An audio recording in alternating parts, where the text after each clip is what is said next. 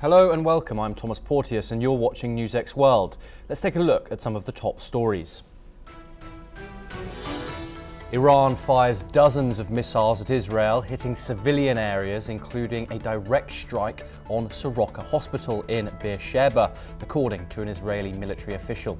In response, Israel strikes over 20 military targets in Tehran as explosions echo through Tel Aviv, Jerusalem, and near Iran's Kondab nuclear site.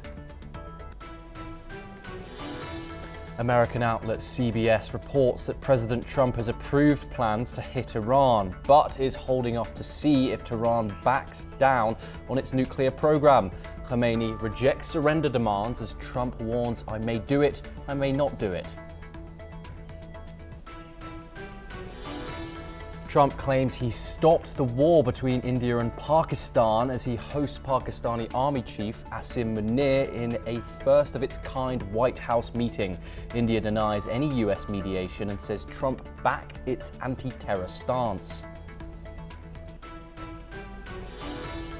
Rwanda and the Democratic Republic of Congo initial a draft peace deal to end fighting in the east of the Congo, according to a joint statement with the US Trump administration. Brokers the talks, eyeing stability and a massive Western investment in the region's mineral-rich economy. Ukraine lowered flags across Kiev as 28 civilians were killed in Russia's deadliest strike on the capital this year. President Zelensky said Moscow fired 440 drones and 32 missiles, leveling homes as peace talks remain stalled. Japan raises alarms as China's 2 aircraft carriers conduct over 500 jet maneuvers near its islands, including through its exclusive economic zone. Tokyo calls Beijing's moves abnormal and dangerous, while China insists its operations follow international law.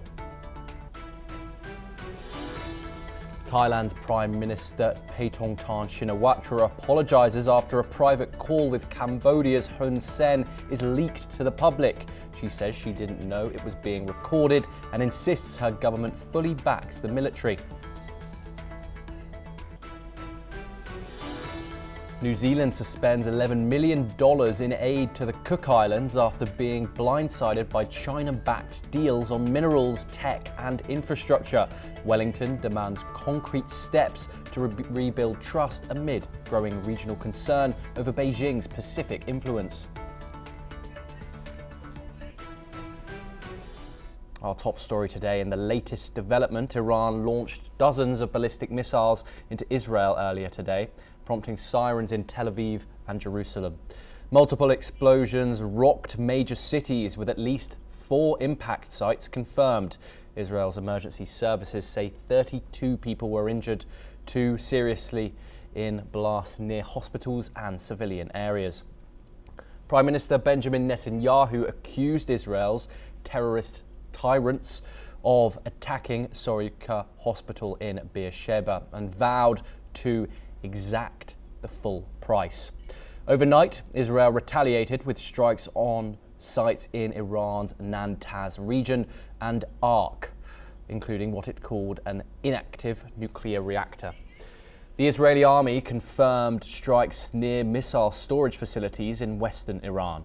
Earlier, police officers were injured after strikes near Iran's National Police headquarters. Israel also struck an area near the Red Crescent's building in the Iranian capital. Iran responded by firing hypersonic missiles at Israel and issued an evacuation alert for the Israeli city of Haifa, warning of further retaliation.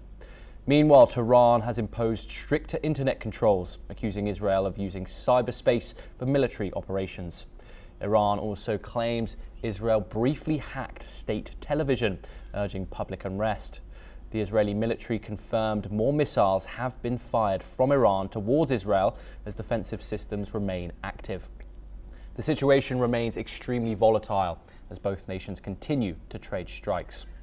We're now joined by Peter Baum, who is the foreign editor of the Weekly Blitz. Thank you very much, Peter, for joining us. He joins us live from London. Good morning, sir. Peter, this conflict is escalating every single day. Strikes are being traded back and forth by the hour, it seems. We've now got news that Iran has struck civilian infrastructure, including a hospital. What are your initial reactions to these fresh strikes that have penetrated the Iron Dome of Israel? Seemingly no fatalities yet, but could I just get your initial reaction to that, please? Yes, indeed, sir. And for you and for your viewers and listeners, I've literally just come offline with colleagues in both Tel Aviv and Jerusalem.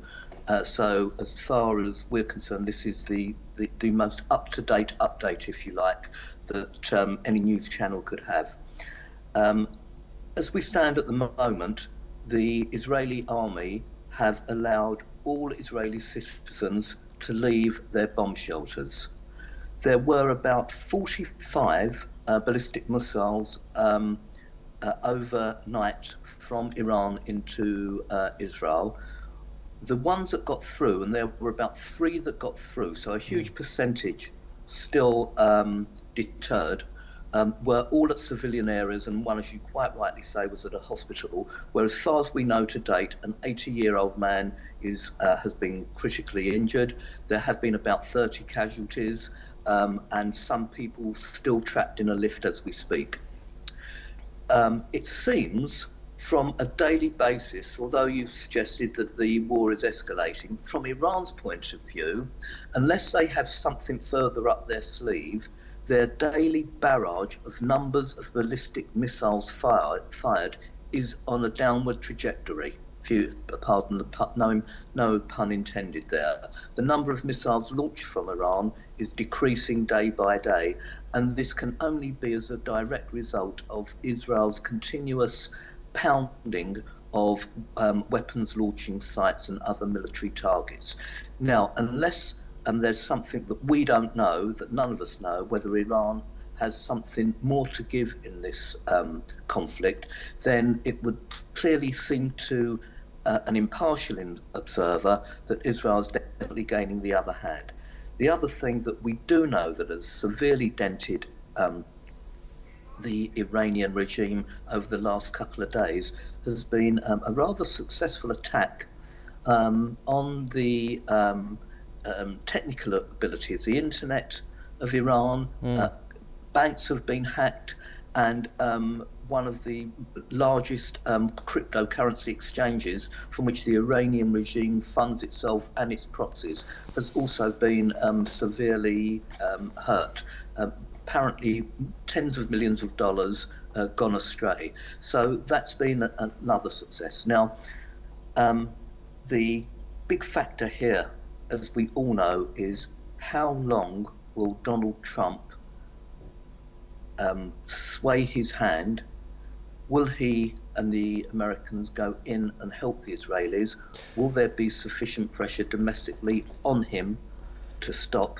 But it's clear that the Israeli public, as we see at the moment, are united around Netanyahu, whereas that may not be the case with the Iranian public, who are, as we still see, are leaving Tehran in droves. Yes, Peter, what's been your thoughts of the actions and the communication by the US president? He's obviously been vocal and kind of mulling around the question of being involved, but what might be the result of a possible, let's put forward the situation both sides. Let's say the Americans do get involved. What are the possible outcomes? And vice versa, what are the possible outcomes if they don't? We obviously know that the Americans are the only ones that have the capability to strike those Iranian nuclear facilities deep in the ground. What are your thoughts? Great question. It seems at the moment, again, these are from sources from the US overnight that I've been speaking to, that there is a core of opinion, I would say, on the extreme right of American politics, who have been totally supportive of Donald Trump to date, do not want him to get involved in the war in Iran in much the same way as they don't want him to get involved in the war in Ukraine. If he does make the decision to use what the Israelis want him to use, those bunker-busting bombs, the only ones capable of severely denting the nuclear capabilities. He will have a problem with the extreme right in America, especially if it's a war that doesn't end quickly. So I think at the moment, Trump is giving Netanyahu the ability to effect and impose a regime change. We'll have to see how long the Israelis can play in the game, because don't forget, they must be under pressure too, or will be under pressure too domestically, if these Iranian missiles still continue to get through, which they will surely do. And they also may have a problem with the supply chain of their own weapons infrastructure. So I would say the next 72 hours are absolutely crucial into what happens geopolitically on a global stage. Will Donald Trump get involved? I think he would rather not, but he may have to. Peter, and finally, I just want to ask you, you've mentioned that you've been speaking to people over in the conflict zones. What's the feeling in Israel? Is it fear? Is it frustration? Is it determination? How are people feeling in these affected areas, which obviously missiles getting through is a rarity with Israel's Iron Dome system. So how are the people of Israel feeling with this fresh conflict on their hands? So I must say, you have a rare knack for really hitting the button. Fear, frustration, determination, your three words. And I can only say to you and everyone listening to this interview, from my very recent conversations with people in the conflict zones, it's a total combination of all three. Fear for sure, because of the ballistic missiles that are penetrating. Frustration, because I want to see this conflict with Iran and her proxies ended as soon as possible. And determination, because they understand that for the Israelis, this is an existential threat which only Iran and her proxies have posed. Militarily, they've been successful to date, but whether they continue to gain the upper hand militarily, as I said to you, will only be known within the next 72 hours. I'm sorry, finally, one more question. We briefly touched on it previously, but how important has information warfare been in this? We've had reports of Israel hacking state television. We've also claims that Iran also claims that it's briefly hacked the cyberspace. What has been going on in regards to that? I feel like people don't know as much in what's going on in that realm.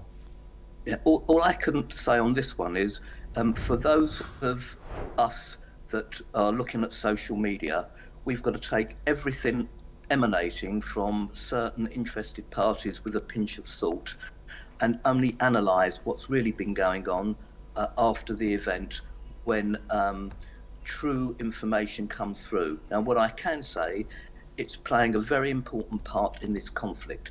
To date, the Iranians, as far as I know, have had absolutely no success with their efforts in the world of cyberspace or cryptocurrencies or hacking into Israeli internet. Whereas the Israelis, it seems, have had quite a bit of success. But again, we can only analyse that fully in the hours after we're first told of what's happened. But at the moment, it would seem Israel is definitely gaining the upper hand in that part of the conflict. Peter? Sorry, the Israelis are gaining the upper hand in that part of the conflict. Yes, and finally, with both nations still firing and civilian impacts increasing on both sides, what do you see as credible steps on either side, if any, to stop this spiral? And who do you think might mediate? There's been talks of certain actors mediating. What are your thoughts on how this, if there is a path to de-escalation? Again, great question. And one of my conversations last night was with a fairly senior Israeli diplomat. He believes that the Iranian regime know that this could be a complete game changer for them, and that they are making efforts through actually Vladimir Putin, of all people, to try and get some kind of negotiations together. And Putin is very willing, for his own global profile, to play in that mediating role. So as far as we know, Putin is in touch with Trump on behalf of the Iranians in an effort to get them to get the Israelis to the table, whereas the Israelis, for their part, would be interested, but on that they have a caveat, and that is every hostage currently held by Hamas, because Gaza seems to be forgotten in the last few days, that every hostage held by Hamas is released, all bodies of dead hostages are released, and only on that basis will Israel decide that there will be a place for negotiations. Peter Bourne, pleasure having you on the programme. We now have some breaking news coming in. Iran's Deputy Foreign Minister Gharibabadi has warned that Tehran's military decision makers have, quote, all necessary options on the table amid rising tensions, while stressing that Iran has never welcomed war or sought to expand any conflict. He cautioned Washington against intervening in support of Israel, advising the US to stay out if it cannot stop Israeli aggression. The diplomat added that if the US chooses to back Israel actively, Iran will be forced to defend itself and, quote, teach aggressors a lesson. We now move over to Europe for our next story, where Russian President Vladimir Putin says NATO's planned defence boost poses no threat to Russia. He insists Moscow is fully capable of defending itself and continues to modernise its armed forces. Putin made the comments ahead of a NATO summit where allies may raise defence spending to 5% of GDP. He says this spending is unnecessary and won't alter the military balance. Let's take a listen in to his full statement talking about NATO. Чего бы НАТО ни делало, конечно, это создает определенные угрозы, но мы купируем все эти угрозы, которые будут возникать. Здесь нет никаких сомнений. В этом смысле любые перевооружения и увеличение бюджетов до 5% от ВВП стран НАТО не имеют никакого смысла. Поэтому мы рассматриваем на сегодняшний день Федеративную Республику, так же, как многие другие европейские страны, не как нейтральное государство, а как сторону, поддерживающую Украину. А в некоторых случаях, пожалуй, как соучастников этих боевых действий. Now to Ukraine. Putin says Russian troops now have a strategic advantage and are advancing daily along the front line. He claims this progress will continue. Putin has questioned Ukrainian President Zelensky's legitimacy, citing the expiry of his 5-year term under martial law. Still, he says he's ready to meet Zelensky, but only during a final phase of negotiations. Here's what he had to say. Встречаться со всеми, в том числе и с Зеленским. Да, вопрос не в этом. Если украинское государство доверяет кому-то вести переговоры, ради бога, пускай это будет Зеленский. Вопрос не в этом. Вопрос, кто будет подписывать документ. Я даже готов встречаться. Но если это будет какой-то завершающий этап, чтобы не сидеть там и что-то делить бесконечно, так, а поставить точку. Но точку надо, подпись должна стоять легитимных властей. Meanwhile, Russia continues to reject Ukraine's terms for peace and demands more territory and security guarantees. Kyiv calls these demands unacceptable and accuses Moscow of prolonging the war deliberately. Putin also warned Germany that sending long-range Taurus missiles to Ukraine would destroy bilateral ties. He claims such weapons will not change the outcome of the war. We now move over to Southeast Asia, where a major political crisis is brewing in Thailand after Prime Minister Paetongtarn Shinawatra apologised for a leaked phone call that sparked outrage and threatens to bring her government down. In the call with Cambodia's former leader Hun Sen, Paetongtarn was heard urging him to ignore the other side in Thailand, including a Thai general she described as wanting to look cool. The remark triggered backlash from the military and public and prompted the Bumjati Party, the the second largest party in her coalition, to withdraw. Thailand's army has issued a statement affirming its commitment to democratic principles and national sovereignty, as fears of political unrest grow. Other coalition parties, including United Thai Nation, Chart Thai and Democratic Party, are holding emergency meetings to decide whether to stay. If they leave, Phay Tong-tan would be left with a minority government. She is facing mounting pressure to resign, with opposition leaders calling for fresh elections, saying public is losing trust. Criticism is also growing over the influence of her father, former PM Thaksin Shinawatra, who holds no official role but remains politically active. We now move over to New Zealand, where tensions are rising between the country and the Cook Islands as Wellington suspends over 18 million New Zealand dollars in budget funding for the 2025-2026 year. The move comes amid deepening ties between the Cook Islands and China, a relationship that has raised security concerns for New Zealand. Foreign Minister Winston Peters' office says the funding depended on a high-trust bilateral relationship, something they now feel has been compromised.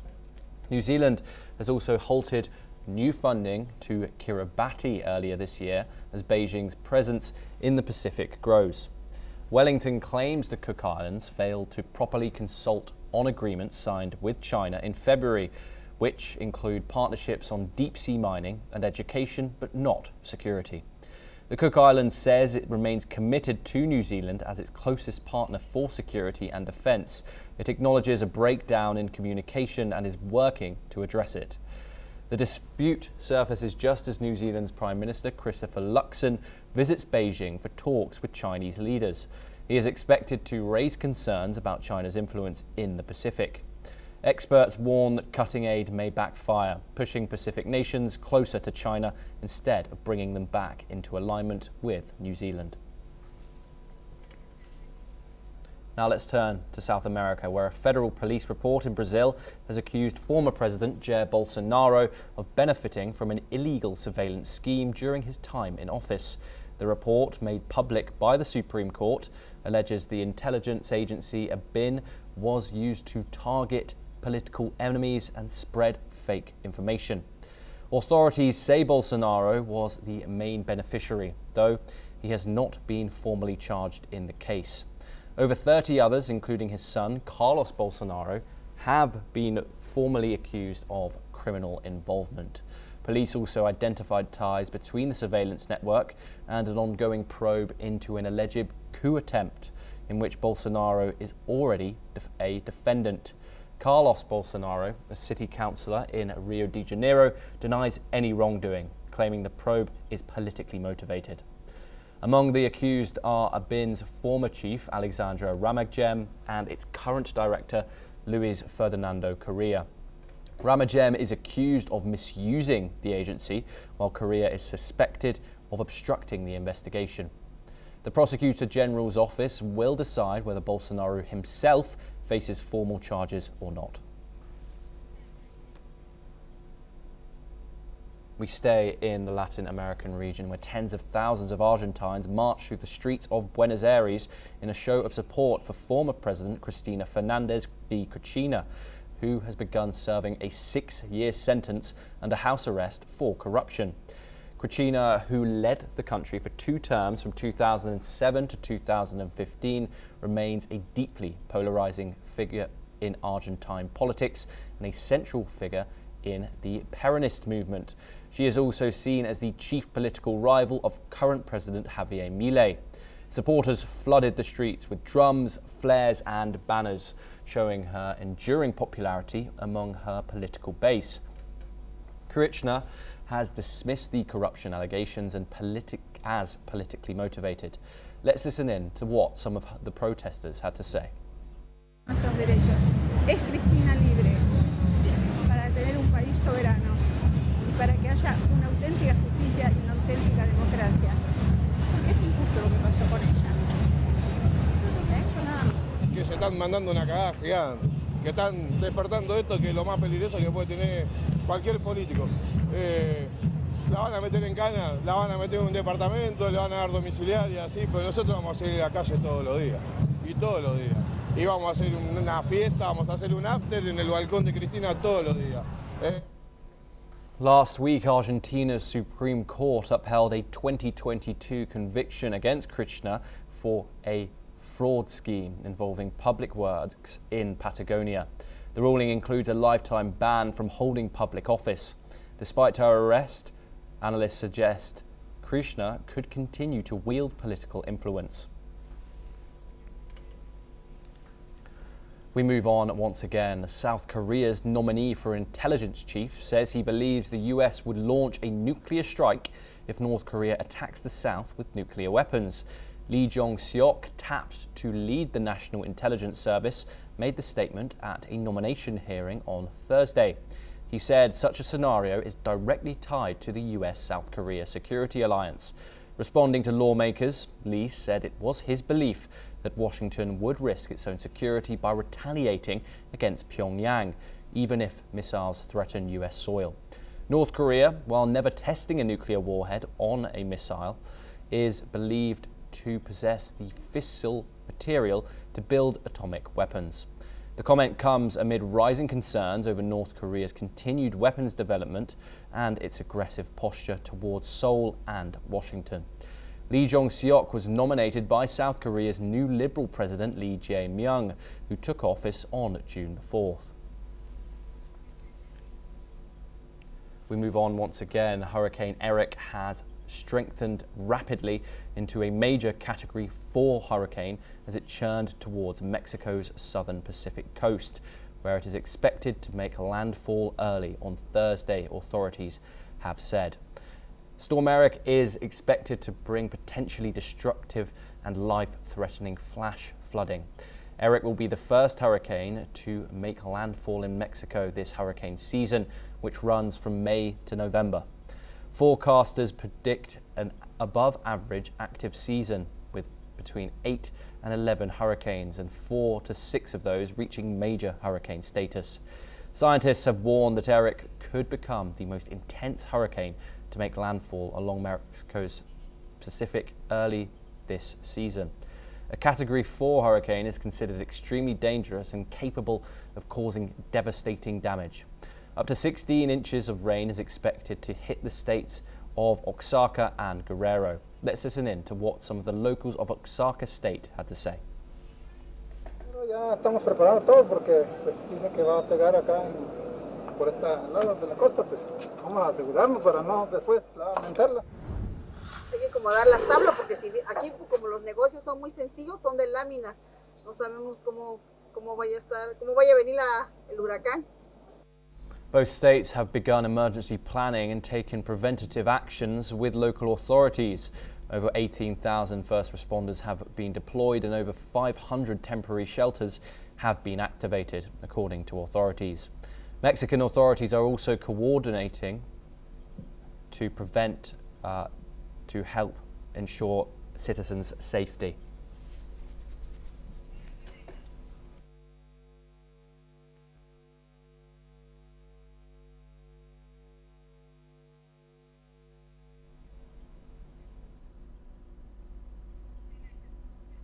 Well, that's all we have time for. We will continue to bring you more international news updates. Thank you very much for joining us.